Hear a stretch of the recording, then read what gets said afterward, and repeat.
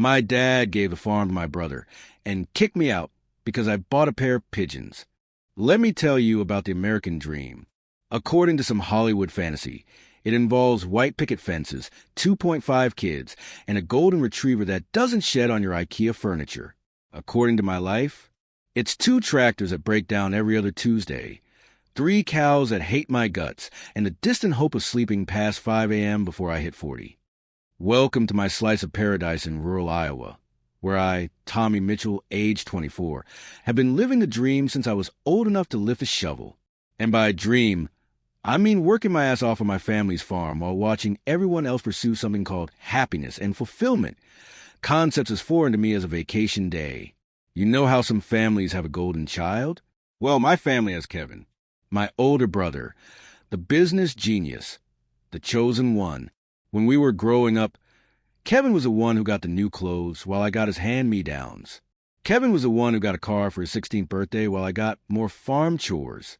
And when it came time for college, Kevin got a check for $20,000 to attend business school in Des Moines. What did I get? A pat on the back and the family motto, "The farm will be yours someday, Tommy, if you just keep working hard." 10 years later, I'm still waiting for someday, while working so hard my spine is considering unionizing. Every morning starts the same. The rooster crows at 4:30 a.m., though I swear that bird's internal clock is broken. I drag myself out of the same twin bed I've had since I was 12, pull on my worn Carhartt overalls, and stumble downstairs where Dad, Jim, is already on his second cup of coffee, Bible open on the kitchen table. Mom, Marge, is at the stove, flipping pancakes while humming along to some Christian radio station. They're good folks, my parents. Salt of the earth, as they say. The kind who believe every problem can be solved with prayer, hard work, and a side of passive-aggressive Bible verses about patience being a virtue, to which I always mentally respond, "Sure, and I'm the patron saint of shovels." But I keep that thought to myself while scarfing down breakfast before heading out to milk the cows who, I'm convinced, hold secret meetings to plan how to make my life more difficult each day. The farm itself isn't much to look at. 200 acres of corn and soybeans, a barn that leans slightly to the left like it's had one too many, and machinery that belongs in a museum. Our house is a century-old farmhouse with creaky floors and drafty windows, but on summer evenings when the sun sets over the cornfields and turns everything golden, even I have to admit it's not half bad. Not that I get much time to admire the view. Between fixing fences, maintaining equipment, and handling the daily chores, my days blur together in an endless cycle of work. And the soundtrack? An old radio that only picks up 3 stations, country, religious talk, and more country. I know every Willie Nelson and Johnny Cash song by heart, not by choice but by repetitive exposure. The only relief from monotony comes from my visits to old Sam's barn down the road. Sam Peterson, 78 years old with a Santa Claus beard and hands like leather, was my Grandpa L's best friend back in the day. While everyone else around here focuses on corn yields and cattle prices, Sam's passion has always been racing pigeons. Yes, racing pigeons. Not the dirty birds you see in city parks, but Belgian racing homers, sleek, intelligent birds bred for speed and an uncanny ability to find their way home from hundreds of miles away. Sam still keeps a pair, descendants from my grandpa's champion flock. Grandpa L. Ellis Mitchell was apparently quite the pigeon racing legend in these parts back in the 70s. I never knew him. He died before I was born. But the way Sam tells it, Grandpa's birds won more races than Chicago Bears won games. There's a yellowed newspaper clipping Sam keeps framed in his barn. Local farmer's pigeon takes $5,000 prize in regional race, 1973. $5,000 in 1973 was serious money, the equivalent of a new truck or several months' profits from a farm, all from a bird that weighed less than a pound. I love flipping through the old photos whenever I visit Sam. There's one of Grandpa standing proudly beside his pigeon loft, holding his champion bird with the same reverence other men might hold their firstborn. Grandpa had this saying that Sam likes to repeat. Pigeons aren't just birds, Tommy. They're the wings of your soul. When I first heard that, I thought it was just some poetic nonsense from a generation that didn't have Netflix to keep them entertained. But the more time I spend watching Sam's birds circle overhead, returning faithfully to his barn no matter how far they fly, the more I think Grandpa might have been onto something. Sam's barn is my sanctuary. Whenever Kevin calls from Des Moines to brag about his latest business venture, or Mom starts dropping hints about the nice church girl she wants you to meet, I head to Sam's. We sit on rickety lawn chairs outside his barn, watching the pigeons while Sam sips his homemade moonshine, which he insists is performance-enhancing fuel for birds, though I've never seen him actually give any to the pigeons. Thank goodness for that. Those birds already fly like they've had 3 espressos and a Red Bull chaser. Sam has all sorts of stories about the glory days of pigeon racing in Iowa. Back in the 70s, it was like the local Super Bowl, farmers betting more on birds than they did on horses. There were weekly races during the season, with birds being trucked hundreds of miles away before being released to find their way home. The first one back to its loft won, and the purses could be substantial. Sometimes when Sam gets deep into his moonshine and stories, I catch myself wondering if I was born in the wrong era. I can picture myself back then, standing next to Grandpa, releasing birds with names like Lightning and the Mitchell missile into the dawn sky, waiting with anticipation to see which would return first. Instead, I'm stuck with spreadsheets about crop yields and cattle feed costs, and the closest thing to excitement is when our ancient John Deere makes it through planting season without a major breakdown. My dreams smell like manure and diesel fuel, or at least they did, until last Tuesday, when everything changed. I was coming in from the fields, covered in dust and sweat, when I spotted Dad's truck in the driveway. Next to it was a shiny BMW that looked as out of place on our farm as a penguin in the Sahara. Kevin was home, unexpected, unannounced, and as I would soon learn, unsuccessful. I found the family gathered in the kitchen. Mom was bustling around making Kevin's favorite casserole, while Dad sat at the table looking grave. And there was Kevin, dress shirt with the sleeves rolled up like he was posing for some businessman goes casual photo shoot, nursing a beer and looking like someone had just told him his stock portfolio had burst into flames. Which, metaphorically speaking, it had. Turns out my brilliant brother started selling smart toasters with Wi-Fi and voice control, because apparently yelling at your bread is the future, had crashed and burned. The investors had pulled out. The prototype had literally caught fire during a demo, and Kevin was broke. Not just regular broke, but deeply, impressively broke. The kind of broke that comes with collection calls and a credit score that makes loan officers laugh. The kind of broke that sends you running home to the farm you thought you were too good for. And here's where the story takes a turn that would be funny if it weren't happening to me. Dad cleared his throat and announced that the farm would be Kevin's chance to rebuild, that he had made some calls and arranged for Kevin to take over management of the farm operations. The farm, my farm, the one I've been sweating over for 10 years, the one I've been promised will be mine someday. That farm. I stood there speechless as Dad explained how Kevin's business experience would modernize our operations and take us into the 21st century. As if I hadn't been the one researching new irrigation systems and more efficient feed options, while Kevin was busy figuring out how to make toasters that post Instagram. My future was being handed to my brother on a silver platter, and I was expected to serve it to him with a smile.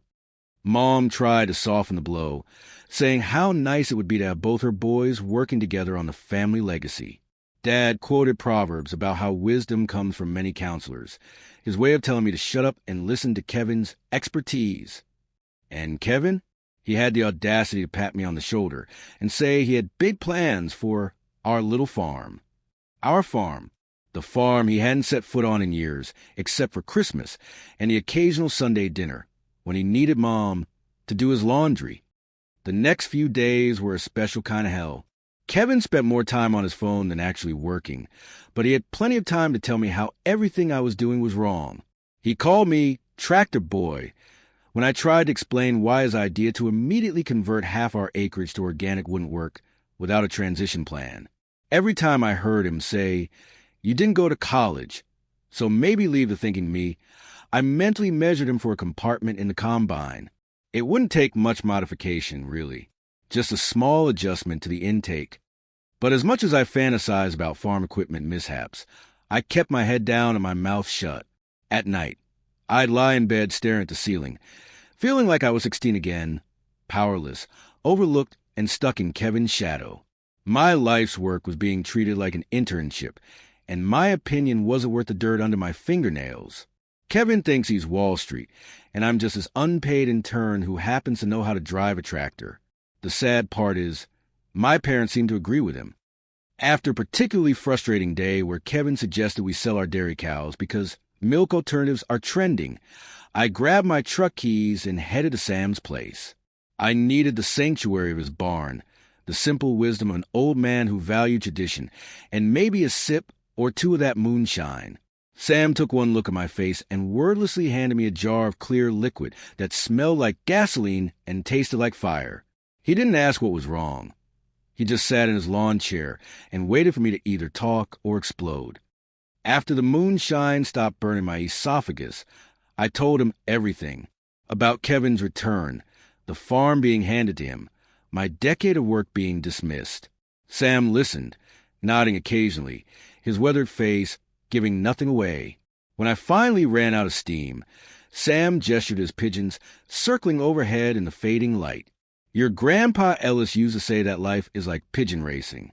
It's not always the fastest bird that wins, but the one who knows where it's going. I snorted. Well, I thought I knew where I was going. Turns out the finish line got moved while I wasn't looking. Sam shook his head slowly. The race ain't over yet, son.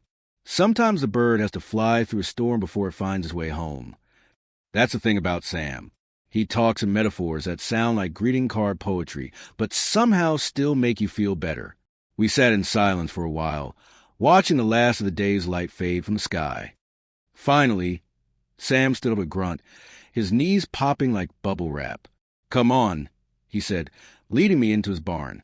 In the back corner, behind stacks of ancient farming magazines and coffee, cans full of odd-sized screws, he pulled out a dusty wooden box. Inside was a collection of trophies and ribbons, Grandpa L's pigeon racing awards. Sam picked up a small gold cup, tarnished with age. This one was from the Interstate Championship of '72. Ellis's bird flew 300 miles in a single day to win this.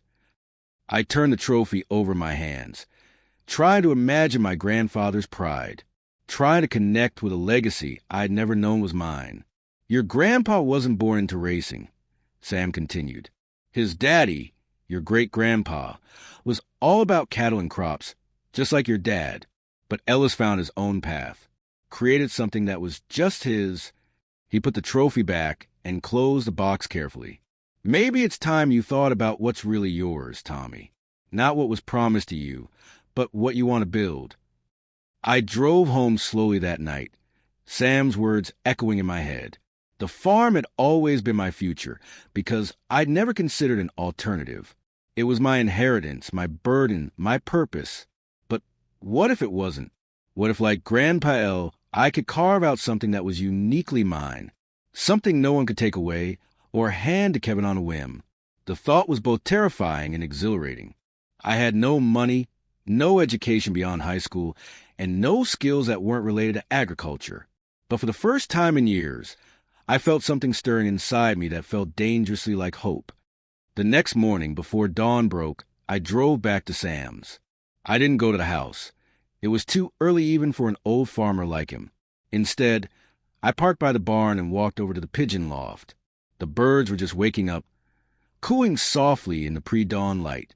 I watched them through the wire mesh. These descendants of champions, these living connections to a grandfather I never knew. Pigeons aren't just birds, I whispered, recalling Grandpa's words. They're the wings of your soul.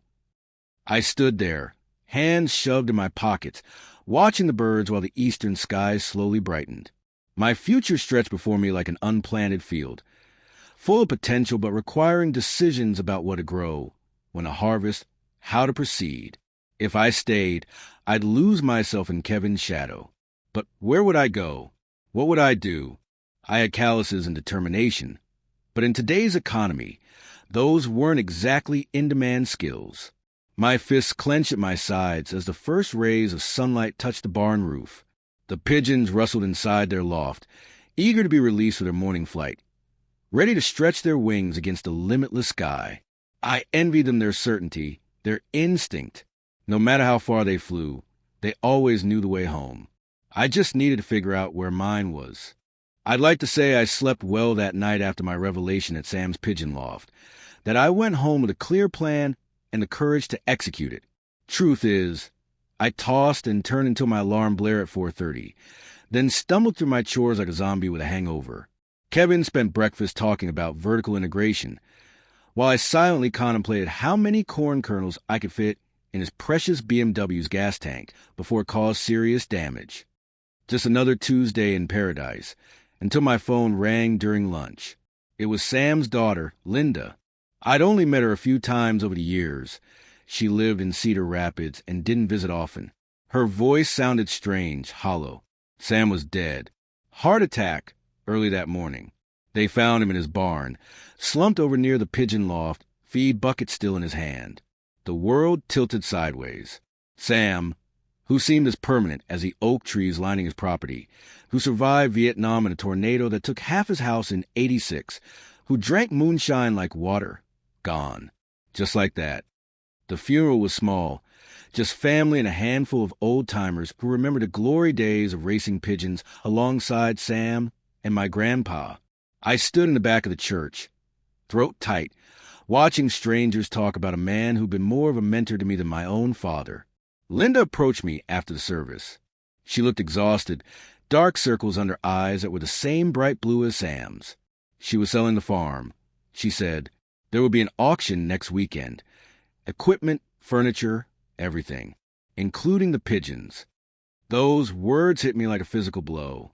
Sam's birds, the descendants of my grandfather's champions, the last racing pigeons in 3 counties as far as I knew. Sam always said they were the last wings of Iowa, the final feathered echo of tradition that had once brought men together across miles of farmland.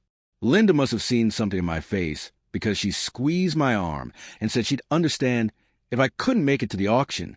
Too painful. I nodded dumbly, already knowing I wouldn't miss it for anything. The days before the auction crawled by. Kevin's grand plans for the farm now included selling off our dairy herd entirely and converting that barn into an agricultural education center where city folks could pay to learn how to milk cows we no longer had. Dad thought this was brilliant, which made me seriously question if our well water had been contaminated with something that destroyed brain cells. I nodded and smiled and calculated how much money I had saved. $812, carefully tucked away for replacing the transmission in my pickup. Not even enough for a decent used car, let alone starting a new life somewhere. Saturday morning dawned clear and cool, the kind of perfect fall day that usually makes me grateful to be a farmer, to work outdoors among the changing leaves and harvested fields. Today, it just felt like the universe was mocking me with its beauty while my chest ached with grief and uncertainty. I arrived at Sam's place an hour before the auction was set to begin. Cars and trucks already lined the long gravel driveway.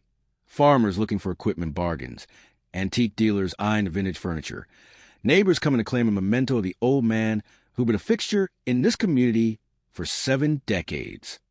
I walked past Sam's house, unable to stomach the sight of strangers pawing through his belongings, and headed straight for the barn. A small crowd had gathered there, most of them old-timers I recognized from the funeral. They nodded as I approached, a silent acknowledgement of shared loss. The auctioneer was setting up his stand near the barn entrance, arranging lots on folding tables. And there, in a wire cage near the end, were Sam's pigeons. 2 birds, a male and female, their blue-gray feathers iridescent in the morning light. They cooed softly, seemingly undisturbed by the commotion around them. I moved closer, drawn by something I couldn't name. These weren't just birds. They were living links to my grandfather, to Sam, to a heritage I'd never fully appreciated until now. According to the tag on their cage, they were Belgian racing homers, direct descendants of the champions my grandfather had raised in the 70s. My heart pounded against my ribs like it was trying to escape. These weren't just any pigeons. They were the last of a bloodline, carriers of something precious, something that belonged to me in a way the farm never truly had. The practical part of my brain, the part that had been trained by years of farm economics, screamed that this was madness. What the hell would I do with racing pigeons? Where would I keep them? How would I feed them when I could barely feed myself? But another voice, deeper and more insistent, whispered that some chances come once in a lifetime, that sometimes the right path looks like the crazy one. The auction began at 10 a.m. sharp. I stood rooted to the spot as household goods, tools, and farm equipment went to the highest bidders. My palms sweated as the auctioneer worked his way through the items, closer and closer to pigeons. Next up, we have a pair of Belgian racing homer pigeons. These birds come from champion bloodlines. Some of you old-timers might remember Ellis Mitchell's birds from back in the day. These are direct descendants. We'll start the bidding at $50. Several hands went up immediately. Apparently, I wasn't the only one who remembered or had heard the stories. The bid quickly rose to 100, then 200. At 300, most of the bidders dropped out, leaving just me and an older man in a John Deere cap who kept eyeing the birds with a calculator's precision. I bid 350. He countered with 400. My mouth went dry as I raised my hand again. 500. He hesitated, then nodded. 600. My entire savings account flashed before my eyes. The transmission my truck desperately needed. The safety net I've been building one painful dollar at a time. Everything I own in the world against two birds that ate seeds and pooped on everything. 700. I heard myself say, voice cracking. The John Deere man stared at me, then shook his head slightly. The auctioneer pointed at me, asking for 750. When no counterbid came, he raised his gavel. 700 going once, going twice. 800. The man in the cap called suddenly, eyes locked on mine now. Every rational thought in my head screamed to stop, to let the birds go, to save my money for something sensible. But my hand rose anyway, almost its own accord. $812, I said, clearly. The entire crowd turned to look at me. The auctioneer blinked. 812, he repeated, then looked at my opponent. Sir, the man in the cap studied me for a long moment, then shook his head and stepped back. A murmur went through the crowd. Sold, to the young man in the blue shirt, for $812. Just like that, I was the owner of 2 racing pigeons and completely, utterly broke. As the crowd dispersed, moving on to the next items, I approached the cage in a daze. The birds looked back at me with bright, intelligent eyes. I swear they knew. I whispered to them, so quietly no one else could hear, "Sorry, Grandpa, if I'm being idiot here." I paid Linda, who seemed surprised but pleased that Sam's birds had sold for so much. She helped me load the cage into my truck, along with a small sack of feed and a few supplies. As I closed the tailgate, she squeezed my arm again. "Dad would be happy to go to Ellis's grandson," she said, and for a moment I could breathe past a knot in my throat. The drive home felt like crossing some invisible boundary. With each mile, I alternated between elation and panic. What had I done? What would I tell my parents? Where would I keep these birds? What was I thinking? By the time I pulled into our driveway, my hands were shaking. I left the birds in the truck and went inside, hoping to slip up to my room unnoticed. No such luck. Dad and Kevin were at the kitchen table, spreadsheets and laptops spread between them like the planning table for a military invasion. They both looked up as I entered. "Where have you been?" Dad asked, frowning. "We needed help with the inventory today." "Sam's auction." I replied, try to sound casual. "Just pay my respects." I might have gotten away with it if Kevin hadn't glanced out the window at that exact moment, spotting the cage in the bed of my truck. "What the hell is that?" he asked, standing up for a better look. And just like that, the jig was up. Dad went outside, Kevin following, as I trailed behind him like a kid caught sneaking cookies. They stared at the pigeon cage, as if I brought home a nuclear bomb. "Are those pigeons?" Dad asked, his voice dangerously quiet. I nodded, suddenly finding a spark of defiance. Racing pigeons. Sam's birds. Descendants of Grandpa's champions, actually. "And how much did these birds cost you?" Dad's face was turning a particular shade of red that usually preceded biblical references to foolishness and prodigal sons. I straightened my spine. $812. The explosion was nuclear. Dad's face went from red to purple as he bellowed about responsibility and priorities, and how I'd thrown away money we needed for the farm. Kevin stood behind him, smirking like he'd just won some long-standing bet on my stupidity. Mom came running out, alarmed by the shouting. She took one look at the scene and tried to mediate, but Dad was too far gone. "Pigeons!" he roared. "You spent money on birds? Are you opening a circus here, Tommy? While your brother and I are trying to save this farm, you're out buying flying rats." "They're racing homers," I said, my voice surprisingly steady. "Grandpa made good money with them back in the day." "Your grandfather is dead," Dad snapped. "And this isn't the 1970s. This is a working farm, not a hobby club." Mom put her hand on Dad's arm. "Jim, calm down. Tommy made a mistake, but—" "No, Mom," I interrupted. "It wasn't a mistake." Everyone froze, staring at me like I'd suddenly started speaking in tongues. Maybe I had. These weren't words I'd ever imagined saying aloud. "These birds matter to me," I continued, heart pounding. "They're part of our family legacy, too, just not the part you care about." Dad's jaw clenched. "We're trying to keep this farm afloat, and you're spending money we don't have on birds." "On MY money," I corrected. "Money I save from my own paychecks. Money I earned working dawn to dusk for years on a farm you promised will be mine someday, right until Golden Boy here burned through his startup cash and needed a bailout." Kevin stepped forward, face flushed. "Hey, I'm bringing actual business experience to this operation." "Business experience?" I laughed, a harsh sound even to my own ears. "You sold Wi-Fi toasters that caught on fire. The only thing you're experienced at is failing upward." The silence that followed was deafening. Dad looked like I'd slapped him. Mom had her hand over her mouth. "And Kevin." Kevin looked like he might actually take a swing at me.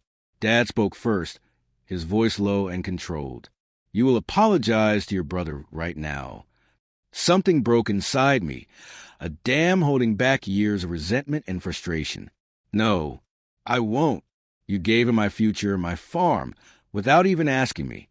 You spent my entire life telling me to wait, to work hard, that someday this would all be mine." Then Kevin snaps his fingers, and suddenly it's his. "So what, you're buying pigeons to spite us?" Dad demanded. "No," I said, suddenly tired. "I'm buying them because they remind me of who I am apart from this place. Because they belong to a man who respected me. Because for once, I wanted something that was just mine." Dad's expression hardened into something I'd never seen before. Or maybe I just never noticed it. "Well, if these birds mean more to you than this farm, then maybe you should go be with them somewhere else." The words hung in the air like smoke. Mom gasped. Kevin looked surprised and smug. "Jim," Mom started, but Dad held up his hand, silencing her. "No, Marge, I've had enough. He's been sulking and disrespectful ever since Kevin came home. If he can't be part of this family, if he can't support what we're trying to do here, then he needs to figure out his priorities." He turned to me, eyes cold. "Take your birds and go, Tommy. Come back when you're ready to be part of this family again." I'd like to say I had some great parting shot, some devastating final word that would make them realize what they were throwing away. But the truth is, I just nodded, a strange calm settling over me, like I'd been drowning for years and finally broke the surface. "Fine," I said simply. I went inside and packed a duffel bag with clothes, my wallet, and a few personal items. Mom followed me, crying, begging me to apologize, to stay. I kissed her cheek and told her I'd call soon. I walked out past Dad and Kevin, still standing by my truck, and put my bag in the passenger seat. I got in, started the engine, which coughed and wheezed like an old cowboy with a lifetime smoking habit, and backed out of the driveway without looking back. I drove until the sun set, no destination in mind, just a need to put distance between me and the only home I'd ever known. Eventually, I pulled into a truck stop, parking in the furthest corner of the lot. In the silence of my cab, with just the dim glow of the dashboard lights, I turned to look at the pigeons. They were huddled together, watching me with their bright, unwavering eyes. Well, I told them, if you guys aren't champions, I'm officially the worst farmer in history. They just cooed in response, seemingly untroubled by the complete derailment of my life.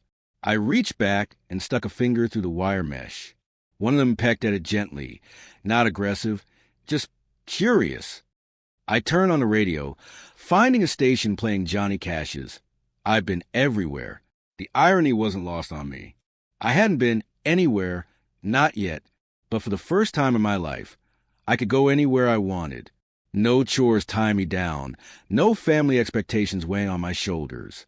Just me, 2 pigeons, and a pickup truck that might die at any moment.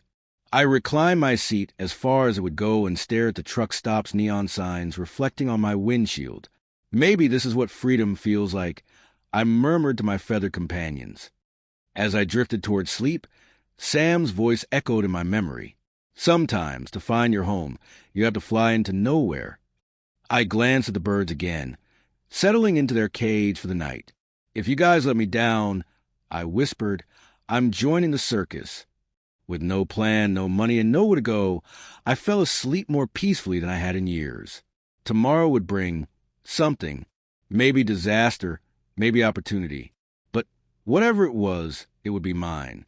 As trucks rumbled past on the highway, their headlights briefly illuminating the cab, I dreamed of pigeons circling high above cornfields, their wings catching the sunlight as they flew toward a horizon I couldn't see.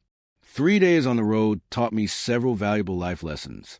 First, sleeping in a pickup truck is about as comfortable as lying on a bag of doorknobs. Second, truck stop showers cost $12, but feel like winning the lottery after days without one. And third, pigeons require a surprise amount of care when you're living like a nomad. I've been zigzagging across the Midwest with no real destination, just a need to keep moving. My bank account had flatlined after buying feed for the birds, and my truck was drinking gas faster than college freshmen at their first frat party. I ended up in Nebraska more by accident than design. My truck started making a noise that sounded like a metal band was performing inside the engine block, and I figured I'd better find somewhere to stop before I was hitchhiking with a bird cage. The town I rolled into was barely big enough to have a name. Maxwell, population probably smaller than my high school graduating class. But they had a farmer's market that Saturday morning, and I figured I might find someone selling cheap produce to supplement the dwindling bird feed. The market was set up in what passed for the town square, a patch of grass with a war memorial and a few park benches. Pickup trucks and folding tables displayed everything from homemade jams to hand-knitted scarves. I parked at the edge of the lot, checked on my pigeons, and headed into the modest crowd with my last $20. I was examining a basket of slightly bruised apples when I felt someone watching me. I turned to find an older man with a weathered face and silver hair staring at me like I was a ghost. "Ellis Mitchell's grandson?" he asked, his voice deep and resonant, like someone doing a pretty decent Morgan Freeman impression. I nearly dropped the apple one was holding. Yeah, I'm Tommy Mitchell. Did you know my grandfather?" The man chuckled, a rich, rolling sound. Knew of him. I was into racing pigeons back in the day. Ellis was a legend. He extended a hand as callous as my own. "Bill Hoffman. Say, aren't you the guy who bought Sam Peterson's birds at the auction a couple weeks back?" Now I was really confused. "How did you—" "Small world, pigeon racing," Bill said with a shrug. "Word gets around. Plus, I was there. Saw you outbid Harlan Jenkins for those birds." He was mighty sore about it, too. So that was who the John Deere cap belonged to. I felt a strange sense of pride knowing I'd beaten a serious competitor, quickly followed by the sobering realization that I still had no idea what I was doing with those birds. Bill looked me up and down, taking in my rumpled clothes and the dark circles under my eyes. "Your bird still flying, or did you already eat him?" The question was so unexpected, I actually laughed. "Still flying. Well, not exactly flying. More like sitting in a cage in my truck, since I got nowhere to keep them." Bill raised an eyebrow. "Living rough, huh?" I shrugged, not want to get into my family drama with a stranger. Just explore my options. "Exploring your options," Bill repeated, nodding thoughtfully. That's a fancy way of saying homeless with expensive birds. I opened my mouth to argue, then closed it again because, well, he wasn't wrong. Bill scratched his chin, looking at me with an intensity that made me want to check if I had something on my face. Tell you what, I've got a farm about 10 miles from here. Need an extra pair of hands for the season. Got an old storage barn you could fix up for yourself, and those birds if you're interested. My first instinct was suspicion. Strange men offering lodging to strangers usually featured in the kind of news stories that ended badly. But there was something solid about Bill, something that reminded me of Sam. Why would you do that for someone you just met? I asked. 3 reasons, Bill said, holding up fingers as he counted. 1, good farm help is hard to find.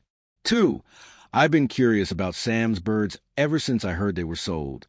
And 3, he paused, a slight smile creasing his weathered face. I got a soft spot for fools on impossible quests. Reminds me of myself 40 years ago. A barn, a job, a place for my birds. It sounded too good to be true. It probably was. But my alternatives were sleeping in my truck until it finally died or crawling back to my parents' farm with my tail between my legs. A barn, huh? I said, trying to sound casual. That's like a 5-star hotel compared to my truck's back seat. Bill laughed. Don't get too excited. It's got a dirt floor and probably more mice than the health department would approve of, but it's got 4 walls and a roof that mostly doesn't leak. Sold, I said, extending my hand to shake on it. Bill's farm turned out to be a modest operation. 80 acres of corn, a small herd of beef cattle, and an orchard of apple trees that had seen better days. The main house was a sturdy 2-story farmhouse painted white with navy blue trim, a covered porch wrapped around the front, complete with a swing that creaked in the breeze. The barn he'd mentioned was behind the main barn, a smaller structure that had once been used for storing hay, but now housed an eclectic collection of broken farm equipment and dust-covered furniture. Home sweet home, Bill said, sliding open the door to reveal a space that smelled of old wood and forgotten things. You might want to check for raccoons before you move in. I stepped inside, already calculating what it would take to make the space livable. It wasn't pretty, but I'd slept in worse places over the past couple weeks.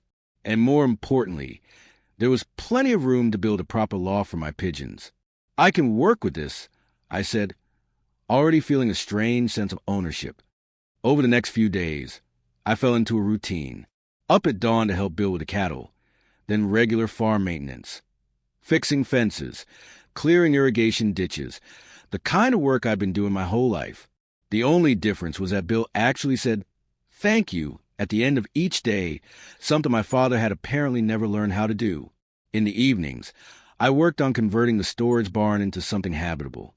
Bill let me use scrap lumber and leftover building materials, and I scavenged the rest from the town dump.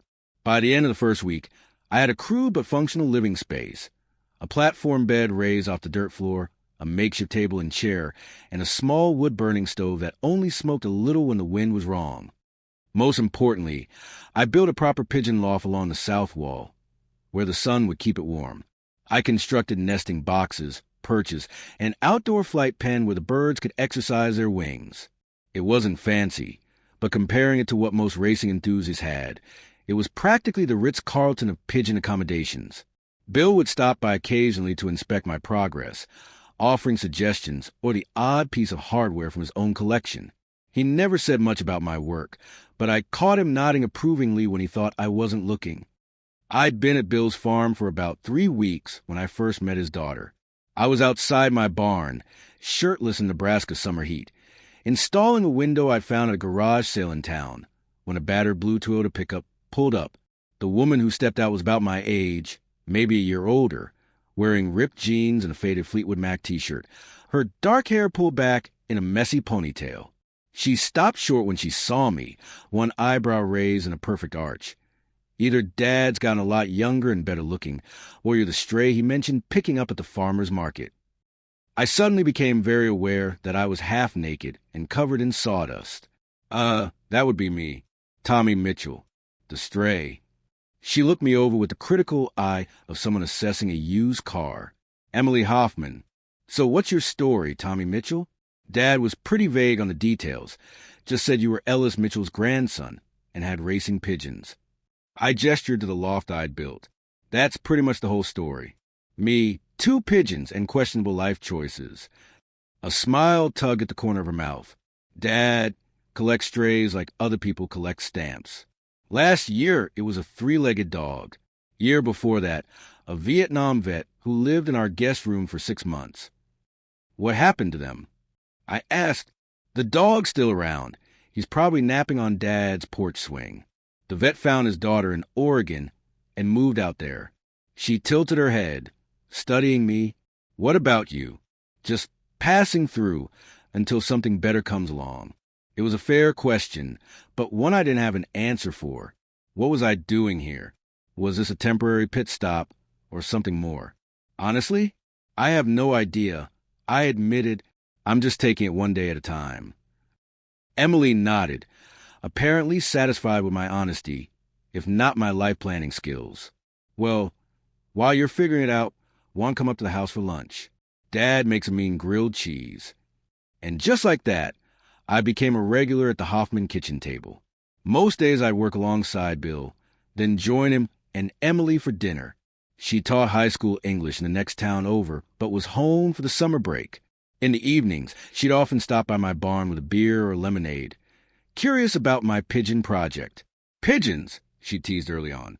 Real farmers keep cows, not birds. But I caught her watching as I gently handled my birds, checking their wings, talking to them softly. I explained the basics of racing, showing her how to tell a good racing bird from an average one. The wingspan, the muscle-to-weight ratio, the intelligence in their eyes. To my surprise, my original pair had produced eggs about a month after I'd settled in. Now I had 4 squabs baby pigeons, in addition to the original pair.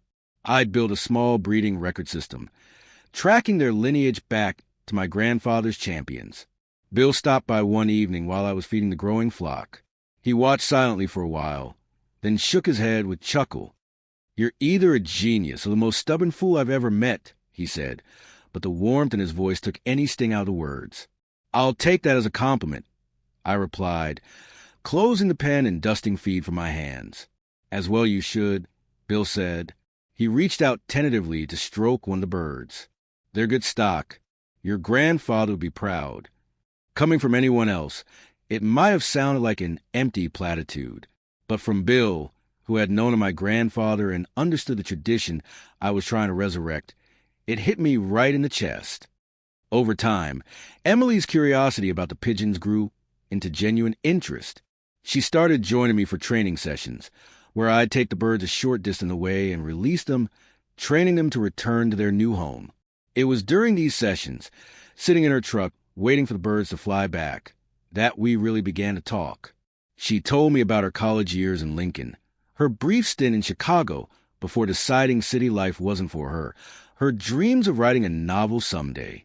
I told her about growing up on the farm, about Kevin and my parents, about the expectations I'd never quite managed to meet. "So you were the black sheep," she said one evening as we drove home from a training run. "I get that.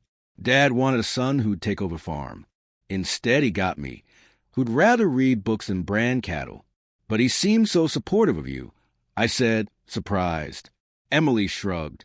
"Now, sure, but we had some legendary fights when I was in high school and announced I was going to college instead of staying on the farm. Eventually, he came around, realized having a daughter who was happy doing what she loved was better than having one who was miserable doing what he wanted." She glanced over at me. "Your parents might surprise you, too, given time." I snorted. "I doubt it. Not as long as Kevin's their golden boy." "They're lost, then," she said simply, and changed the topic to her latest vinyl finds at a record store in Lincoln. I found myself looking forward to those moments with Emily more than anything else. Her sarcastic humor, her passion for old music, the way she called me on my BS without making me feel small. She wasn't like any woman I'd known back home. As summer turned to fall, my pigeons grew stronger and more numerous. I now had 6 birds in total, the original pair and 4 young ones that were nearly ready for serious training. I'd been studying racing techniques online at the town library, learning about nutrition, training regimens, and competition strategies. Emily would tease me about my obsession. "Your pigeons look like they're planning a strike," she'd say, watching them perch in a row. Pretty sure I saw one making a picket sign that said more seeds, less work. But she'd also bring articles she'd found about racing or mention something she'd heard on the radio about a competition 2 counties over. One crisp October morning, about a year after I'd arrived at Bill's farm, Emily burst into my barn without knocking. A habit I'd given up trying to break her of. "Tommy, you got to see this." She thrust her phone in my face, showing a website for the American Racing Pigeon Union. I took the phone, scanning the page she'd pulled up. It was an announcement for a major race being held in Oklahoma the following spring, with a prize purse of $50,000 for the winner. My heart skipped. $50,000 was life-changing money. It was a farm down payment. It was a future. "This is serious business," I said, reading the details. "Birds have to qualify in regional events. There's an entry fee, transportation costs." "But your birds could do it," Emily insisted, perching on the edge of my makeshift table. "That one you named Elle flies like he's got a rocket pack, and you've been training them for months now." She wasn't wrong. My birds, especially Elle, named after my grandfather, had shown remarkable speed and homing instinct. In our training runs, he consistently returned first, even when I'd taken them over 30 miles away. "Even if they could compete," I said slowly, "we're talking about birds from professional racers, people who've been doing this for decades. My little homemade operation is exactly the kind of underdog story people love," Emily interrupted. "Iowa farm boy with his grandfather's racing bloodline, taking on the big shots. It's practically a movie plot already." I laughed at her enthusiasm. "You've been grading too many creative writing assignments." But the seed had been planted. I couldn't stop thinking about it. Couldn't stop calculating what it would take, whether my birds really had a chance. That evening, Bill joined me at my barn. He brought a bottle of whiskey and 2 glasses, a sure sign of a serious conversation. We sat on the bench outside, watching the sunset paint the cornfields gold. "Emily told me about the Oklahoma race," he said, pouring 2 fingers into each glass. I nodded, taking the offered drink. "She thinks I should enter." "And what do you think?" he asked, eyeing me over the rim of his glass. I swirled the amber liquid, gathering my thoughts. "I think it's a long shot. I think I'd probably lose my entry fee and come home embarrassed."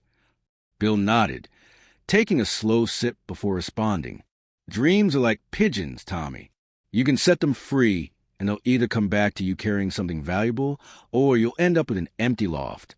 But you'll never know unless you let them fly." I nearly choked on my whiskey. "Did you just make that up?" Bill grinned. "Maybe, or maybe I've been saving it for the right moment." We sat in companionable silence as dusk settled over the farm. In the distance, I could hear the low cattle and the familiar creak of the porch swing. "I miss home sometimes," I admitted suddenly. Not the farm, exactly, but the familiarity of it. Knowing every inch of the land, the rhythm of the seasons. Bill nodded. "That's natural. But home isn't always where you start out. Sometimes it's where you end up." He finished his whiskey and stood, joints popping. "Sleep on it. No need to decide tonight." But I think I'd already decided. The next morning, I started researching qualifying races, calculating costs, and drawing up a training schedule that would make an Olympic coach proud. Emily found me surrounded by notes, my laptop open to the Racing Pigeon forums. She didn't say anything, just smiled and handed me a coffee. "Let's do this," I said, looking up at her. "Let's enter the Oklahoma race." Her smile widened. "I was hoping you'd say that. Let's show them that Iowa and Nebraska can still fly."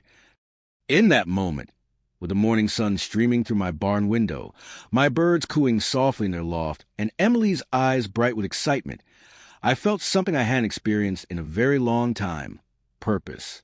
A clear goal, a direction, a chance to prove myself on my own terms.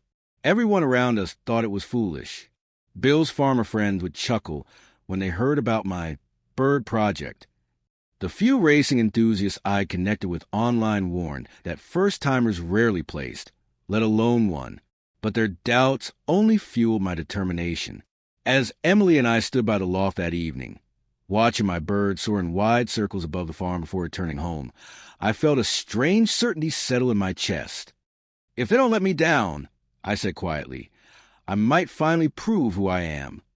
Emily nudged my shoulder with hers. "They won't let you down. And even if they do, you've already proven who you are, Tommy Mitchell. To me, to Dad, and most importantly, to yourself." I looked at her then, really looked at her. This strange, wonderful woman who'd walked into my makeshift home and somehow made it feel complete. And I realized that whatever happened in Oklahoma, I'd already found something I hadn't known I was looking for. The racing season was months away, and we had a lot of work to do.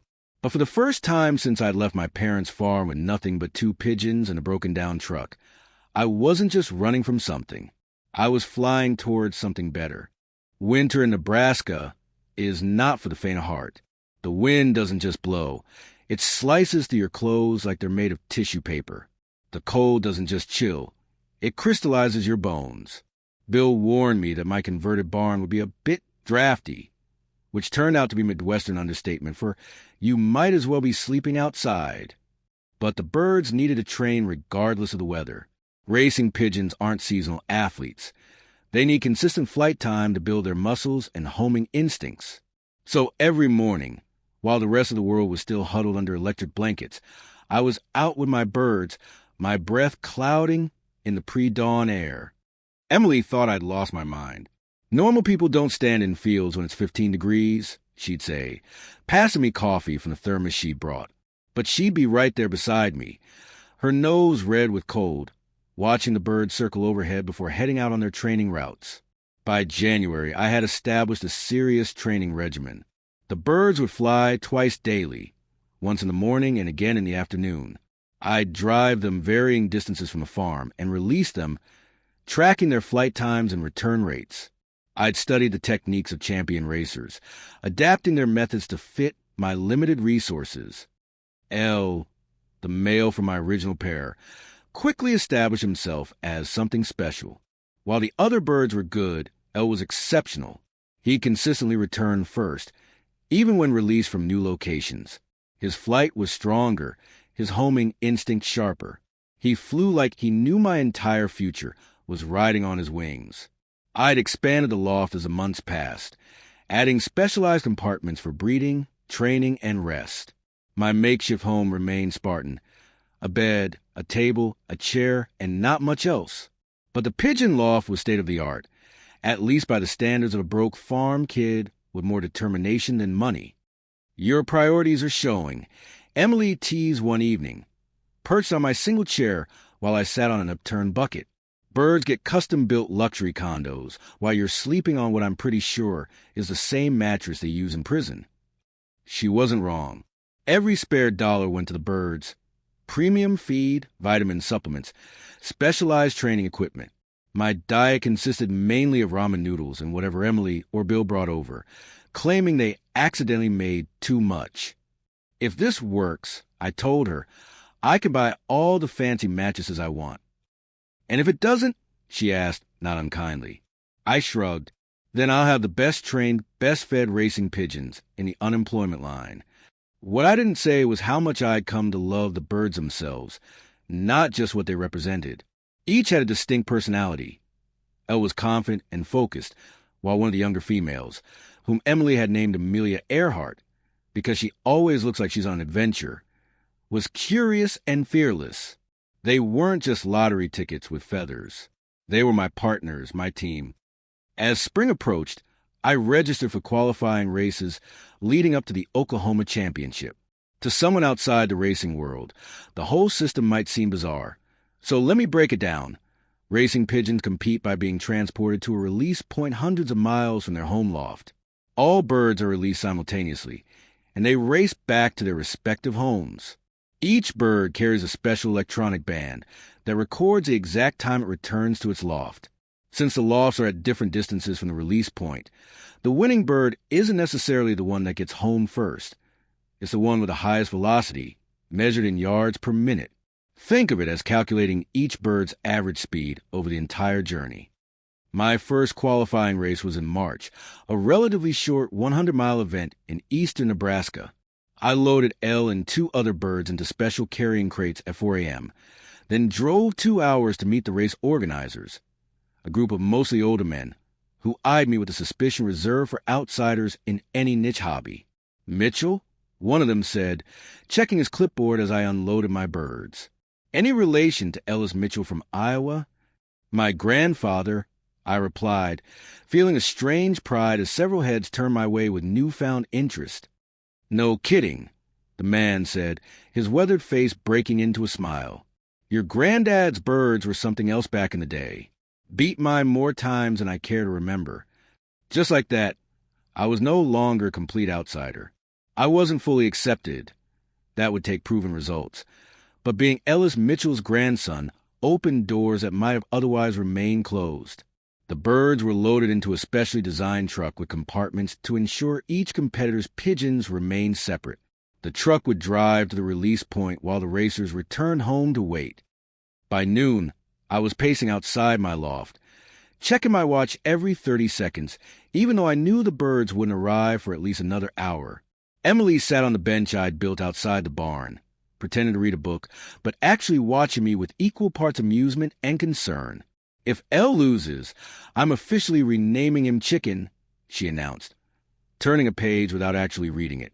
"If Elle loses, I might change my name to Chicken," I muttered, scanning the sky for the 100th time. The first bird appeared as a tiny speck against the blue, growing larger as it descended. Not Elle, one of my younger birds, a male I'd named Mercury. He landed on the loft entrance with a flutter of wings, triggering the electronic timer as he crossed the sensor. 20 minutes later, all my birds were home, with Elle arriving second, respectable, but not the dominant performance I'd hoped for. The official results wouldn't be available until evening when all times were calculated, but I knew we hadn't won. We finished 12th out of 36 entries. Not bad for a first outing, the old-timers assured me, but I'd need to do much better to qualify for Oklahoma. The next qualifying race went better, 8th place. The one after that, 5th. Each time, Elle's performance improved, as if he were learning the game. By late April, we'd secured the points needed to qualify for the championship. The Oklahoma race was scheduled for the second weekend in May. 300 miles of open country between the release point in northern Texas and our loft in Nebraska. With a $50,000 prize for first place, it had attracted top competitors from across the Midwest. The night before we were set to leave, Bill stopped by with a bottle of his good whiskey. "Nervous?" he asked, pouring us each a finger's worth. Terrified, I admitted there was no point in pretending otherwise. Bill nodded, taking a thoughtful sip. "Your grandfather was the same way before big races. Could barely keep food down." I looked up sharply. "You knew my grandfather personally? You said you just knew of him." Bill smiled mysteriously. "Racing world is small. Our paths crossed a few times." I wanted to press for details, but Bill steered the conversation back to the upcoming race, offering last-minute advice about weather patterns and feeding schedules. By the time he left, I was too focused on final preparations to wonder about the connection between Bill and my grandfather. Emily drove with me to Oklahoma, my birds secured in their travel crates in the back of her pickup. We talked about everything except the race. Her plans to start a master's degree in the fall, my ideas for expanding the loft if we won, the new album by some indie band she was obsessed with. The race headquarters was a converted warehouse on the outskirts of Tulsa, filled with competitors checking in birds and comparing notes. Emily whistled low as we entered. "I didn't realize this was such a big deal," she murmured, taking in the sponsor banners and professional camera crews. It was a bigger production than I'd expected, too. Pigeon racing isn't exactly a mainstream sport in America, but it has a devoted following, particularly in rural communities and certain urban centers. And with $50,000 on the line, this event had drawn serious attention. We checked in my birds, ensuring their electronic bands were properly registered and their health certificates approved. Elle seemed unfazed by the commotion, looking around with the same confident bearing He showed back home. Your bird acts like he owns the place, commented a heavy-set man in overalls as he entered his own birds at the next station. Family trait. I replied with more confidence than I felt. His great-grandfather was Ellis Mitchell's champion. The man's eyebrows shot up. No kidding? Well, we'll see if the bloodline holds tomorrow. That night in our motel room, I couldn't sleep. Emily had insisted on getting 2 rooms.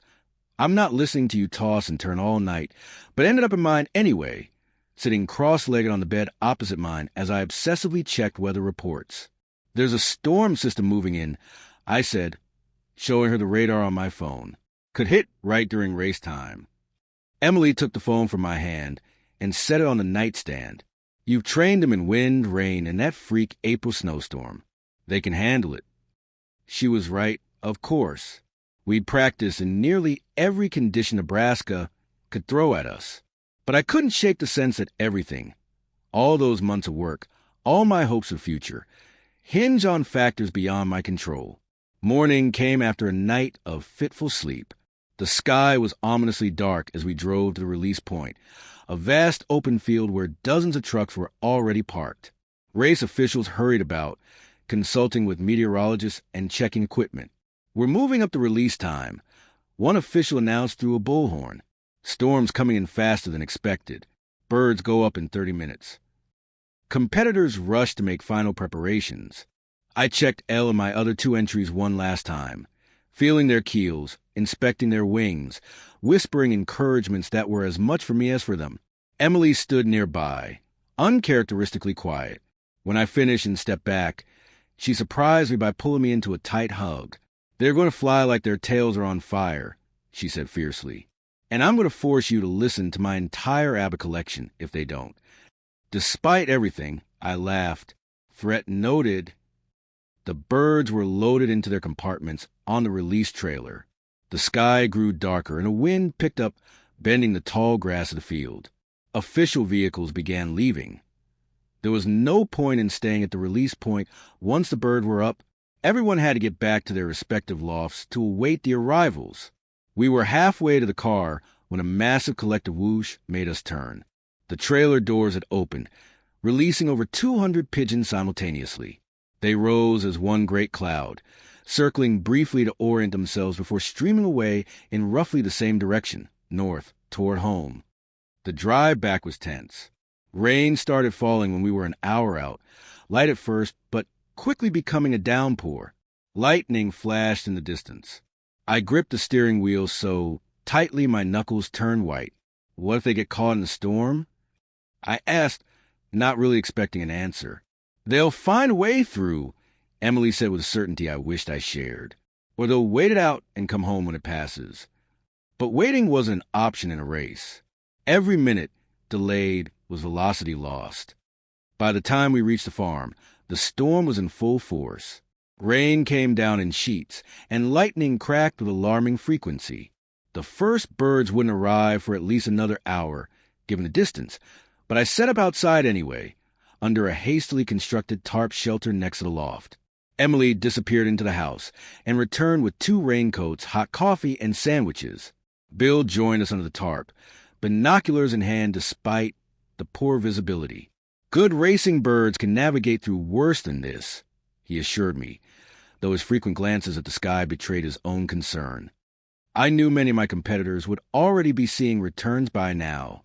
Racing pigeons fly at different speeds depending on conditions, but the fastest birds might be making a home to closer lofts while we still waited. There was nothing to do but watch the sky and hope. An hour passed. Then, too, Bill checked the race's online forum on his phone, reporting that about 40% of the birds had been recorded as returned to various lofts across the region. None of mine had shown up yet. Soon, the daylight began to fade, adding another layer of worry. Birds don't fly well in darkness, and if mine didn't arrive soon, they might have to find shelter for the night, effectively eliminating them from the race. They might have diverted, I said finally, voice hollow. Found shelter somewhere. Emily squeezed my hand but said nothing. What was there to say? If my birds didn't return today, the race was lost. Even if they came back tomorrow healthy and whole, it would be a crushing defeat. The rain eventually slowed to a drizzle. The oppressive dark clouds thinned slightly, allowing weak late afternoon sunlight to break through. Still no birds. I was about to suggest we go inside when Emily suddenly straightened, pointing. I followed her gaze, squinting at a tiny speck moving against clouds. It was coming from the wrong direction, west instead of south, but it was definitely a bird, and it was heading straight for our loft. As it came closer, I could make out the distinctive pattern of Elle's wings, the rhythm of his flight that I'd observed hundreds of times during training. But something was wrong. His path was erratic. His right wing held at an odd angle. He's hurt. I breathed, heart sinking even as hope surged that he'd made it back at all. Elle landed clumsily on the loft entrance, triggering the electronic timer. His feathers were matted, and there was a small wound on his wing, nothing life-threatening, but enough to have affected his flight. I gently moved him to a separate recovery compartment, checking him over for other injuries. "Is he okay?" Emily asked, peering over my shoulder. "He will be," I said, relief making my voice shake. "Looks like he might have been clipped by some debris in the storm or had a run-in with a hawk. But he made it home." My other two birds arrived a few minutes later, both exhausted but uninjured. The fact that all three had made it back through the storm was already a victory of sorts. But I had no illusions about winning. Coming in this late, after so many other competitors' birds had already returned, our chances seemed slim. Or so I thought. When the official results were calculated and posted online that evening, I couldn't believe what I was seeing. First place. What? How is that possible? I asked Bill, who was checking the results on his tablet. Tons of birds came in before mine. Bill smiled, pointing to the explanation. "Look at the calculated velocity. Remember, it's not just about which bird gets home first. It's about how fast they flew relative to the distance. Your loft is one of the farthest from the release point, nearly 20 miles farther than most competitors. Elle maintained a higher average speed over that longer distance, even with his injury." I stared at the screen in disbelief. Elle hadn't just survived the storm. He'd conquered it. First place. Emily shouted, throwing her arms around me. "Tommy, you did it. $50,000. I couldn't speak. My throat had closed up, and my vision blurred with unexpected tears. This wasn't just about the money, though that was life-changing enough. This was validation. Proof that I'd been right to follow this crazy dream, to believe in something when everyone else thought I was a fool. Bill clapped a hand on my shoulder, his weathered face split in a wide grin. "Ellis would have been proud," he said simply, and somehow that meant more than all the prize money. I spent the evening with Elle, gently tending his injured wing and feeding him special treats, whispering thanks that probably sounded insane to anyone but another racer. The award ceremony was held the next day in the same warehouse. Elle was presented as a champion, his picture taken for racing magazines and websites. The oversized check for $50,000 felt unreal in my hands. More money than I'd ever had at once, enough to secure my future in ways I'd only dreamed of. But something even more unexpected happened the following morning. As I was tending to Elle's wing, a sleek black car pulled up outside my barn. A man in a tailored suit stepped out, looking distinctly out of place among the puddles and mud of the farmyard. "Mr. Mitchell?" he called, keeping a cautious distance from muck. "My name is James Wong. I represent Mr. Zhang from the Shanghai Pigeon Association. May I have a word?" Emily, who'd arrived with breakfast, raised her eyebrows at me in a silent question. I shrugged. I had no idea what this was about, and gestured for the man to approach. Mr. Wong explained that his employer was one of China's most prominent pigeon racing enthusiasts and collectors. He had been tracking the results of American races for potential breeding stock, and had become particularly interested in Elle after his performance in the storm. "Mr. Zhang believes your bird possesses exceptional genetics," Wong explained in precise English. "The combination of speed and durability, particularly the ability to navigate through severe weather, is extremely rare." I nodded, pride swelling in my chest. He's from my grandfather's bloodline. Ellis Mitchell's birds were known for their navigation skills. "Indeed," Wong said, a note of respect entering his voice. Mr. Zhang is prepared to make you an offer for breeding rights to your champion bird. I brace myself, expecting perhaps $100,000, a generous sum even for a championship winner with proven racing abilities. $1.3 million. I actually laughed. Surely I'd misheard. I'm sorry, how much? 1.3 million US dollars. Wong repeated calmly, as if he weren't saying something completely insane. For full ownership, the bird would relocate to Mr. Zhang's facilities in Shanghai. I looked at Emily, whose mouth had fallen open, then at Elle, calmly preening his feathers in his recovery compartment, blissfully unaware that he had apparently turned into a feathered Fort Knox. Why? I managed finally. I mean, he's a great bird, but that's the price of genetic certainty, Mr. Mitchell, Wong explained. Your bird demonstrated exceptional navigation abilities under extreme conditions. Combined with his lineage and physical attributes, Mr. Zhang believes he could revolutionize his breeding program. My head spun. $1.3 million. For a bird that ate seeds and pooped on my shoes. For a creature I'd raised from a squab. Trained through countless hours. Formed a bond with. I need to think about it, I said. Wong handed me a business card with an international number. Of course. Mr. Zhang understands this is not a decision to be made lightly. The offer stands for 1 week. After he left, Emily and I sat in stunned silence, staring at the innocent bird who was apparently worth more than every house in a 3-county radius combined. $1.3 million. Emily finally said, testing the words as if to see if they made any more sense aloud. Tommy, that's life-changing, I finished. Farm buying, future securing money. But, she prompted, clearly hearing the hesitation in my voice. I looked at Elle, remembering all the mornings we'd spent together, all the times he returned home against the odds, all the hopes I'd pinned on his wings. It feels like selling a piece of my soul, I admitted. Is that crazy? He's just a bird. Emily shook her head.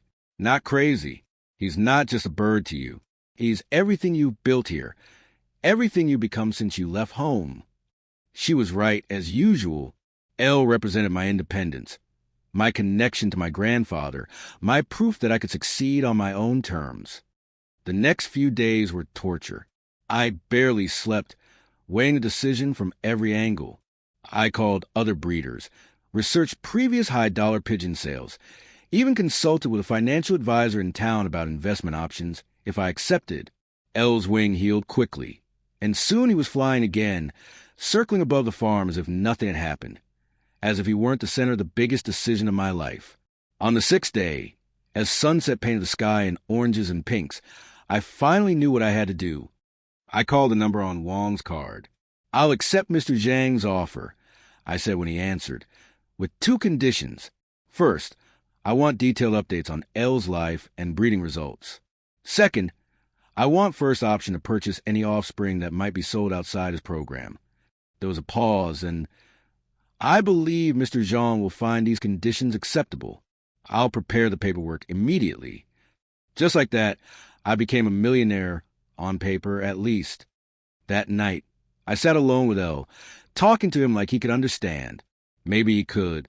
He'd certainly understood how to find his way home through a storm that had defeated birds with far more experience. You're going to live in China, I told him, stroking his sleek head.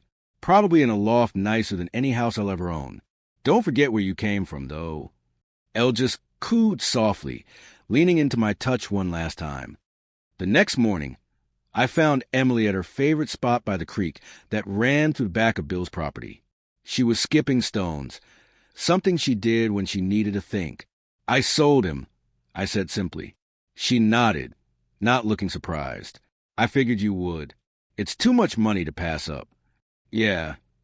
I picked up a flat stone, turning it over my hands. But it doesn't feel great. It's not supposed to, she said. The right decisions rarely feel good at first. I skipped my stone, watching it bounce 4 times before sinking. So what now? Emily turned to face me fully, her expression serious, but with a hint of something else. Excitement, maybe. Now you decide what to do with your life, Tommy Mitchell. Now you get to choose, not just react. She was right again. For the first time in my life, I had options, real ones, not just illusion of choice within narrow constraints.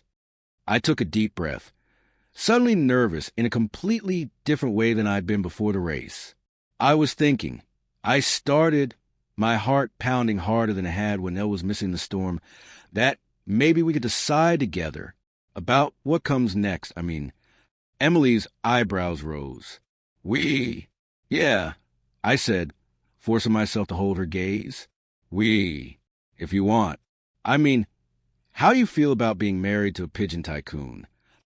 A slow smile spread across her face. Do I have to share the bedroom with the birds? I laughed, relief flooding through me. No birds in the bedroom. That a firm rule. Then I might be persuaded, she said, stepping closer and taking my hand. But I think you'll have to convince me properly. And there, by the creek where she taught me to skip stones the previous summer, with the morning sun warming our faces and the future suddenly wide open before us, I did exactly that. Later, as we walked back to the farm hand in hand, I caught myself looking up at the sky, watching a flock of wild birds wheeling overhead. Emily said, follow my gaze, we could build something amazing with that money. Not just for us, but for others too. I've been thinking the same thing, I admitted. A breeding and training center. Maybe a place where kids could learn about racing. Something to keep the tradition alive. Emily squeezed my hand. I like that idea. A lot. As we reached the farm, I saw Bill watching us from the porch, a knowing smile on his face. He raised his coffee mug in a silent toast when he noticed our linked hands. The paperwork was signed the following day. Wong arranged for Elle to be transported in a special carrier with climate control and monitoring systems, a far cry from the homemade crate I'd been using. As they loaded him into the car, I felt a pang of loss so sharp it took my breath away.